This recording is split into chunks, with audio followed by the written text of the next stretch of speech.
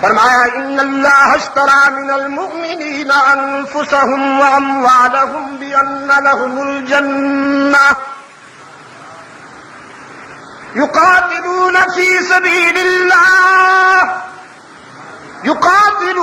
في سبيل الله فيقتلون ويقتلون وعدا عليه حقا في التوراة والإنجيل والقرآن ومن أوفى بعهده من الله فاستبشروا. کیا کہا؟ فاستبشروا.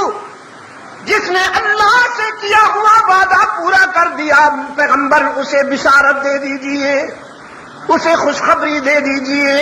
بِبَيْعِكُمُ الَّذِي بَايَعْتُمْ بِهِ. یہ وہ تجارت ہے کہ اس میں منافع ہی منافع ہے. تو پھر جن کرداروں کو اللہ کی طرف سے بشارت ملے، پشاور کے روشن ضمیروں، جن کرداروں کو اللہ کی طرف سے خوشخبری ملے، وہ کردار قابل ماتم ہے یا قابل فخر؟ فاروق اعظم قابل ماتم ہے یا قابل فخر؟ عثمان قابل ماتم ہے یا قابل فخر؟ حالانکہ مظلومیت کا یہ عالم ہے کہ کربلا میں 3 دن پانی بند اور مدینہ کے شہید کے لیے 40 دن پانی بند.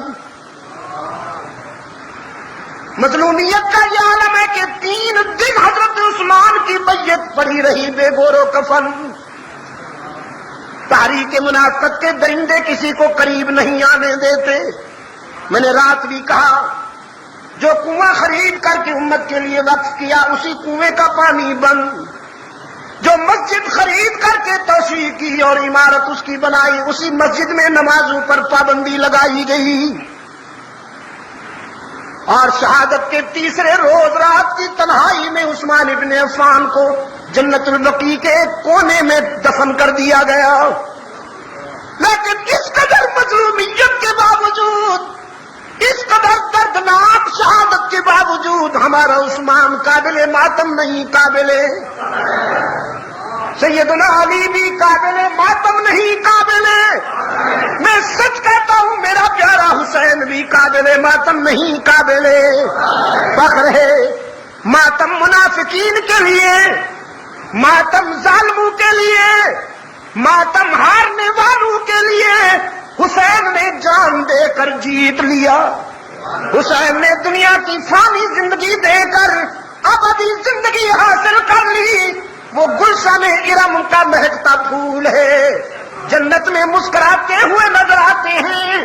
رحمت عالم کے دامن رحمت میں بیٹھا ہوا حسین فتح و کامرانی کی بشارتوں میں نظر آتا ہے. میں اس پہ کیوں ماتم کروں؟ مجھے اس پہ فخر تھا، فخر ہے.